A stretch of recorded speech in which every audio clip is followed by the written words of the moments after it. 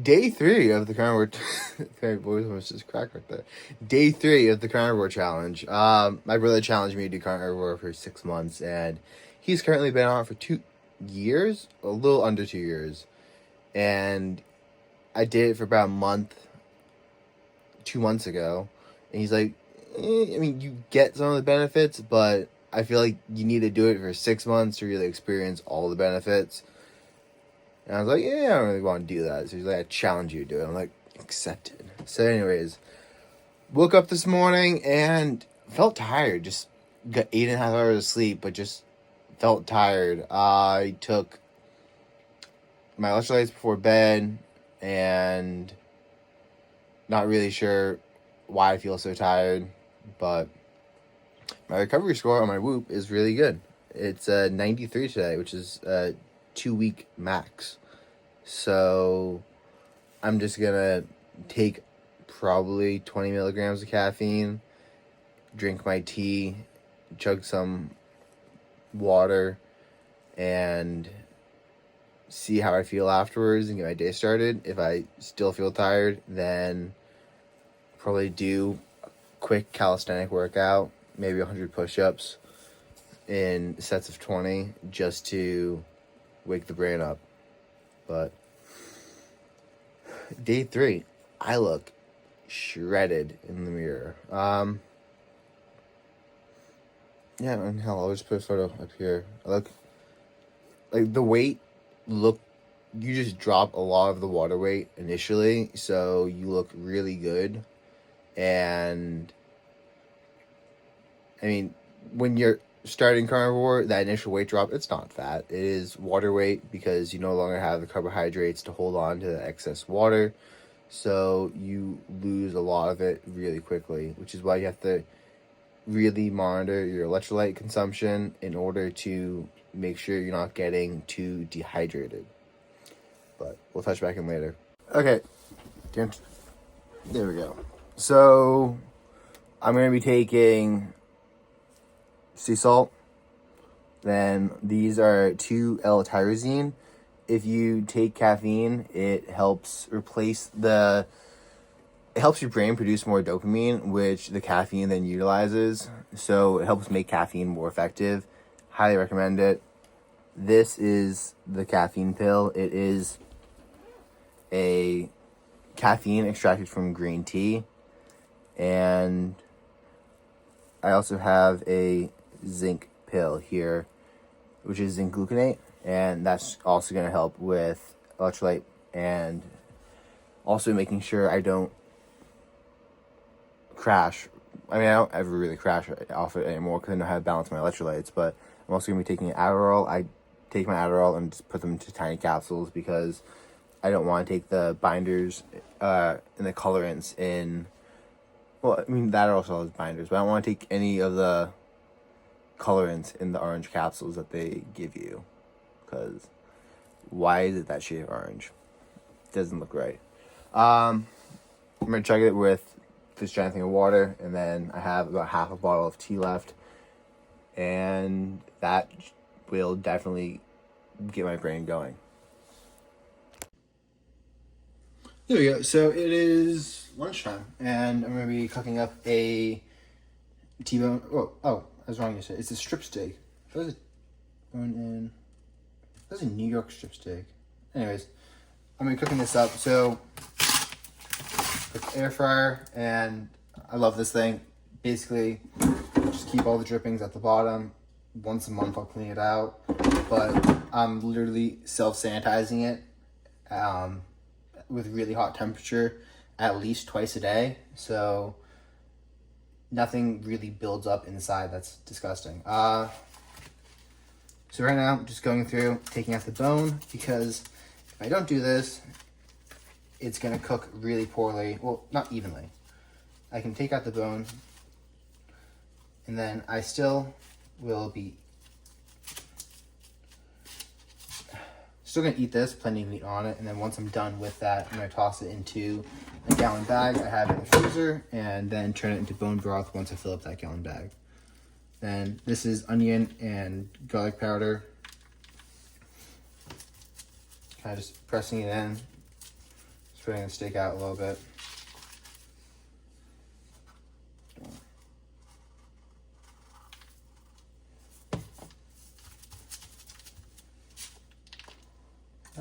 Toss it in the air fryer.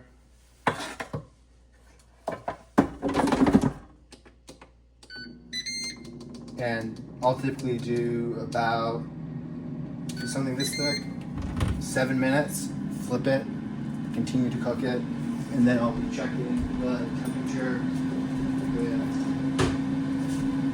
Just a regular one of these you can buy from Amazon for like $13 or something. But that is gonna be my lunch. And if you're really overcook the steak, then I did find out it tastes better, add some more moisture into it by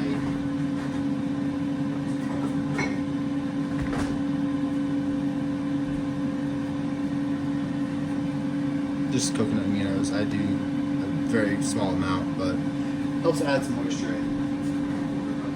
It does have a total of like 4 carbs per tablespoon, but I don't eat it that often. I've had it in maybe a month or two because I'm better at cooking my steaks, and I would still say that technically falls under the category of spice, and not necessarily considered a sauce. Anyways, what I call carnivore, I use it sometimes, and haven't found that it negatively affects me. I track all this stuff in the group, and even though they don't actually have a section in there called like that allows you to create custom labels in order to track how the stuff is affecting your sleep, I used the existing label called herbal tea, and whenever I put onion garlic powder or use coconut aminos on my food, I just check that I had herbal tea that day, and then it takes all that data and basically looks for correlations between how I slept, my heart rate, my recovery, and what I did that day. And then it tells me, well, we have a positive correlation for this. Like when you do this, you recover better if I get to bed earlier, if I don't put my phone before bed, if I eat raw liver, if I meditate, then I recover better. If I do some stuff like gluten, that's pretty bad. I recover a lot worse whenever I have gluten, and I know that scientifically because I've actually been tracking it and doing this for over like 250 days now. And gluten has always been, if you ever have it's a -8 on my recovery score. So that's out of 100. So today I had a 93, and if I had gluten, I would drop down to 8 points. So I would drop down to an 85. But for people that don't know what I'm talking about or like how these points really work, the same system that does this says that me being sick and having a cold is a -15 on the recovery. So to put that in perspective, eating gluten negatively affects my recovery half as much as being sick. Yeah, so I significantly limit my gluten consumption and only typically have it for like someone's birthday cake, if that. Or I don't know, sometimes you need to remind yourself of how crappy you feel when you eat something, and I limit my consumption. Well, if I want gluten, I'll have it, like front bread, I'll have bread, and then I typically just feel worse the next day, and I'm like, yep, that's a good reminder to, I don't know why I need to keep reminding myself of this, but it's not altogether too painful of a reminder, but it is just something that I do occasionally, and your brain tends to wonder, like, oh, is it really as bad as I thought it was? Like, did it really affect my sleep? Because, like, after you've not done something for a while, you're like, you have a bias. You're like, do I remember it correctly? Am I like demonizing it in my head? But no, I've consistently just found that avoiding gluten significantly improves my recovery and my overall function. But eating spices hasn't. So I am going to do I'm going to do 2 months of eating beef, eating steak with spices on it, and then I'm going to do at least 1 month without that and see how those 2 months compare to each other. But I think it's going to be a pretty good baseline for this experiment. It's currently 2:30. I'm heading to the gym right now. Gonna go work out with my friend, and also I love talking to people in the sauna, just talking to them about what they do, being more social and learning about them. Plus, it's also a good place just to talk to people about supplements and promote my business. So, heading there right now. This morning went really well. Meditated and then journaled, which always makes me feel better. Meditation is for just like relaxing the mind and allowing thoughts to kind of freely associate, at least the style of meditation I'm doing right now. I'm just sitting there on the stool, relaxed, centering my thoughts, seeing where it wanders to, observing what is happening. It's kind of like when you sit up on a mountaintop and you're watching the cars down below. If each of those cars are your thoughts, you're just watching them pass by without necessarily allowing them to take over and become fully focused on them. And I follow that up with journaling, and journaling really helps with organizing those thoughts. So meditation, it's kind of like if your mind's racing or there's a lot of stuff going on, meditation is like letting it settle and calm down, and then journaling is adding structure to it and figuring out how those ideas fit within one another. Because you might have a bunch of ideas about a certain topic, but find it a little overwhelming because those ideas are not structured in any sort of useful way within your brain. And that makes it difficult to necessarily recall those ideas. And journaling allows you to make a structure in order to think about them and then reflect upon them and associate ideas with one another. And I find it just immensely beneficial. Right now, today, all I did was I have 10 goals for my life that I wrote down. So a lot of my journaling is just focused around those. I write down either what I'm currently doing for it, my thoughts about it, what problems I'm having with the methods I'm currently trying, and I just keep going through. So today I was focusing on my goal 1, which is to basically further develop my ability to focus and control what my mind focuses on. And part of that, I was just talking about like not listening to music while working, not listening to TV shows or movies or anything else while doing other activities, like no multitasking. And then on top of no multitasking, there's like when I have downtime, if I'm driving somewhere, I'll focus, instead of letting my mind freely associate sometimes, I'll focus on a specific problem I'm having and see what thoughts come to mind, and if I can't work out that problem and see a solution to it. There is benefit to just freely allowing your brain to associate random thoughts together and letting it drift and seeing what it does. And there's also benefits to kind of focusing yourself on a problem.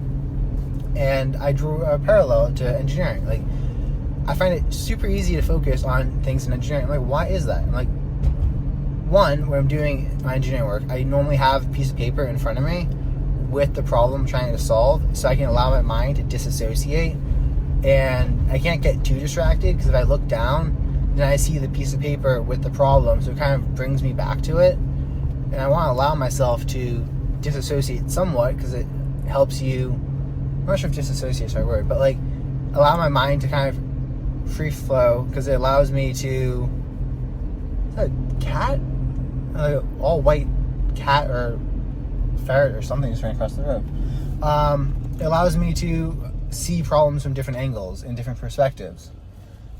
But the other thing I noticed was in engineering, I'll have like a actual piece of paper or a design or 3D print that I'm holding, and that also helps me to focus back on my activities. And I was thinking, well, why don't I do this for some other problems I have? Like, I do this when I journal. I mean, that is what journaling is I write stuff down on a page, and I allow my mind to kind of wander and think about it, and then I further write down on the page. But I don't necessarily use that same style with all the problems I'm trying to solve. Like, sometimes I'll just try to think about something, and I typically find that very unproductive. And I was just reflecting on this whole process.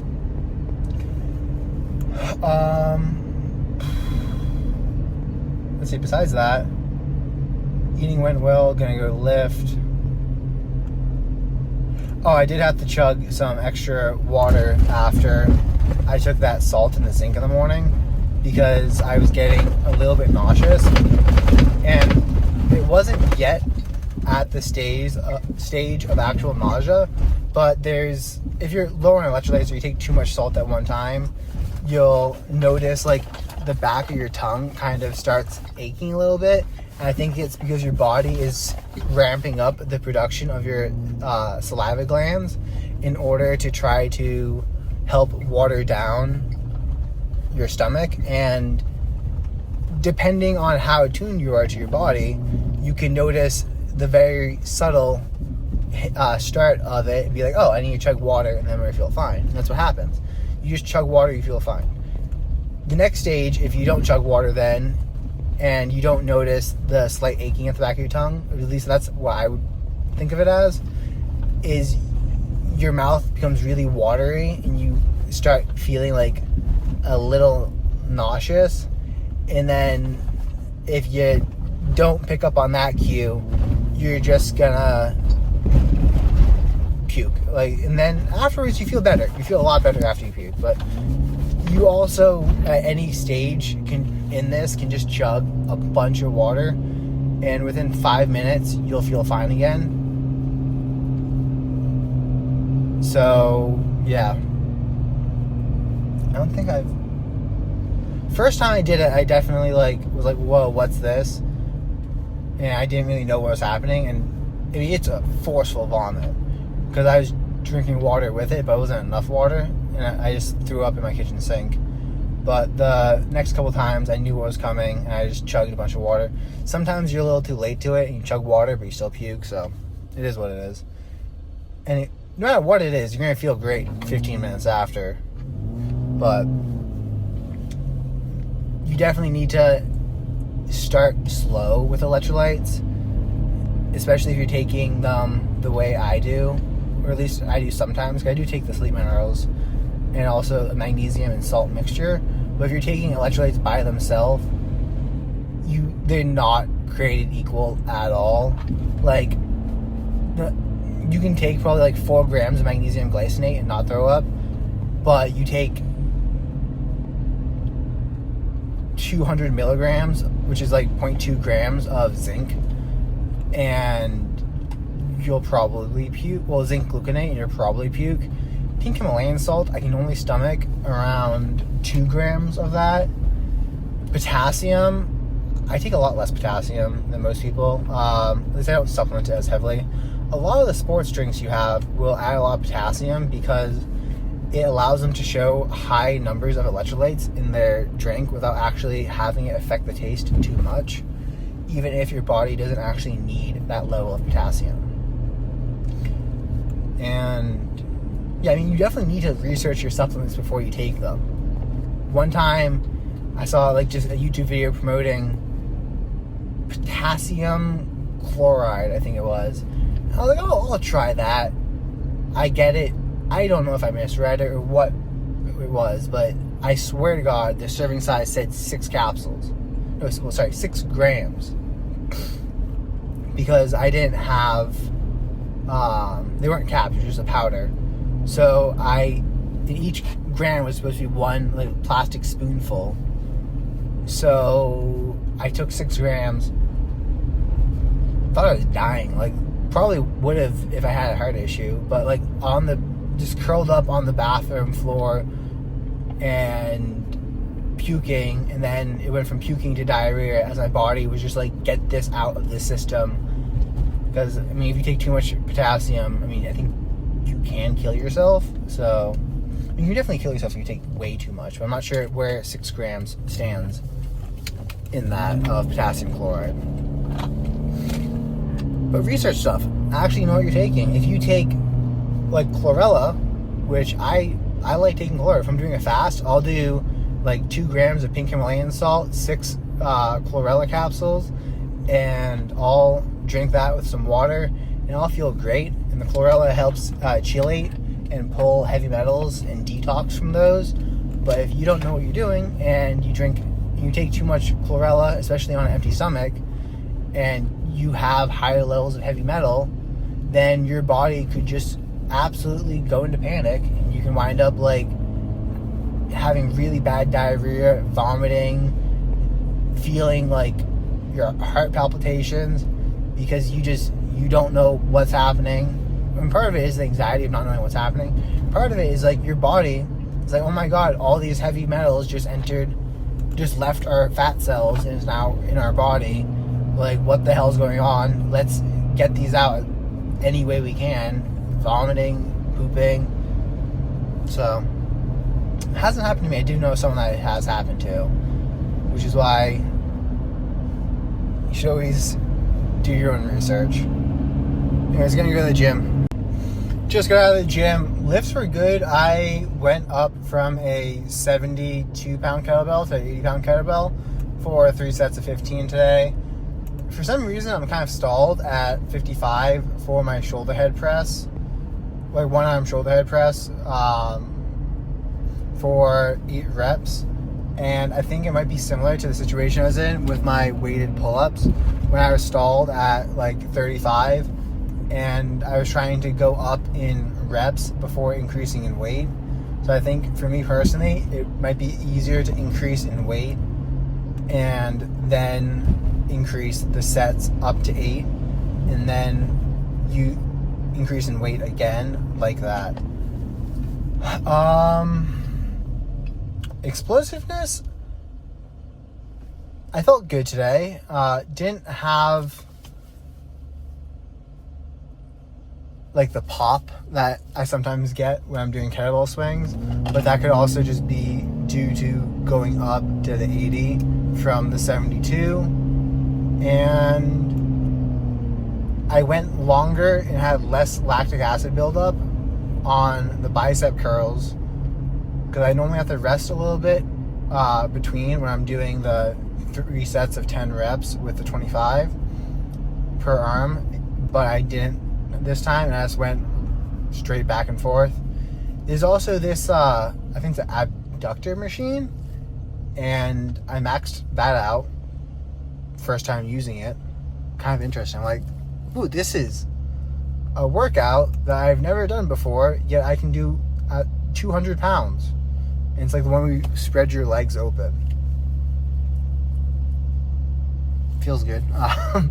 It just feels good maxing out a machine you've never tried. You're like, I am naturally gifted in this one weird exercise that I have absolutely no idea why I would. I mean, I guess if someone's trying to pass my guard in jiu-jitsu by closing my legs, then that could help. But I don't play guard often. And let's see, I will see tonight, based on how much I sleep, if I spent too much time in the sauna. But I was just in there talking to people, and I avoid the steam room. I got some acne in like 1 or 2 places in my beard last week, and I'm like, I literally never get pimples in my beard. What the heck is this?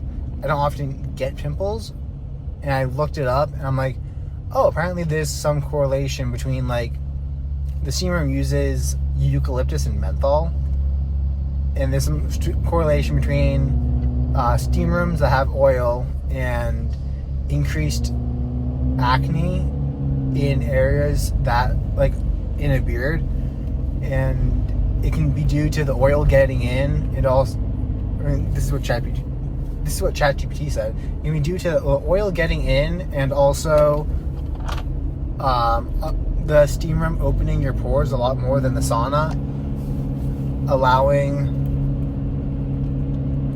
bacteria and other stuff to get in. So I now wash my face before, when I go in the shower. Then I go, and I only went in the steam room for about a minute today in order to open up the lungs. And then I went to the sauna, because in the sauna, when you're sweating, you're pushed, like, water is leaving your pores, so you're actually getting rid of stuff, versus the steam room. Apparently the steam and the oils can sit on your skin and cause acne, which is nice to know, because I'm now going to avoid it and make sure that, well, I'm going to avoid it. I'm also going to slowly test whether or not washing my face beforehand and then right after will do anything. I normally wash my face after the steam room, but I occasionally wasn't, because I was saving the washing of the face to do at night before bed. But, and I still have to go home and do 5x5s for dips, because I forgot to do those before I went for the gym. I made sure to take some B complex and magnesium, along with chugging a bunch of water in order to replace the electrolytes I sweat out. And I'm also going to, I forgot to take creatine, because I don't normally take creatine, but wanted to try it, see how it feels. And I typically figure I get enough from all the meat I eat, but there's also, like, no negative side to doing it, so why not?